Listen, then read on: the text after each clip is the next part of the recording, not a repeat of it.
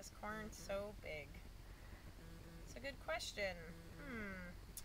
Partially genetics, I'm sure, because not all corn is created equal. And this is a 105-day relative maturity corn,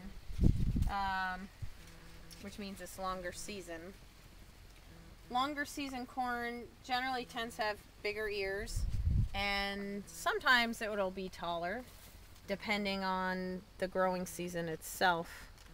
But this particular corn is much taller than all the other 105-day corn that we have, on top of any other corn varieties we've had here before. So I imagine it's partially the genetics, the nutrients that it had, and the water, the amount of water it had this summer made it grow that tall.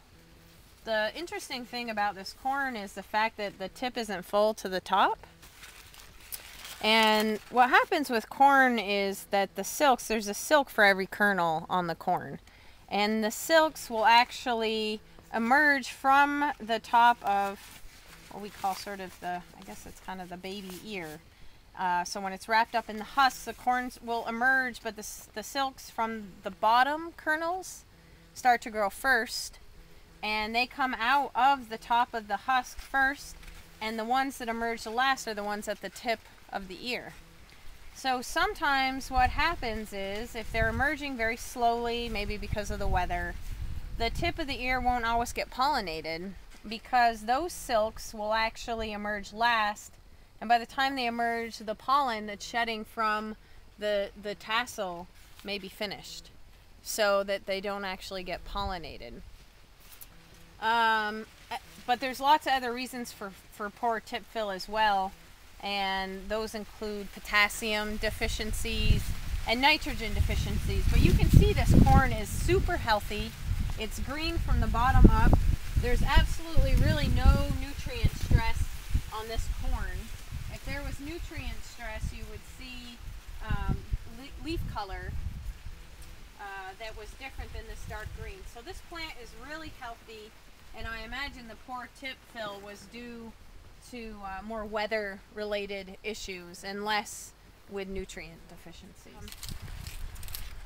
At every junction here where the leaf joins, there's a potential for an ear to develop, actually. So this corn plant could have several ears, and you can see this plant actually has 1, 2, 3 ears on it, which is fairly abnormal. And the reason this plant has 3 ears is primarily because it's on the outside of the row. It doesn't have hardly any competition, so it gets more sunlight, more moisture, and more nutrients, and therefore it has the ability to actually form some additional ears. So this plant actually has 3 ears, 2 ears that will amount to grain, and then this last ear here that won't fill out. You can see there's not much on it. So that's pretty interesting. These things down here, this is what we call a tiller in corn. Corn doesn't usually tiller too often.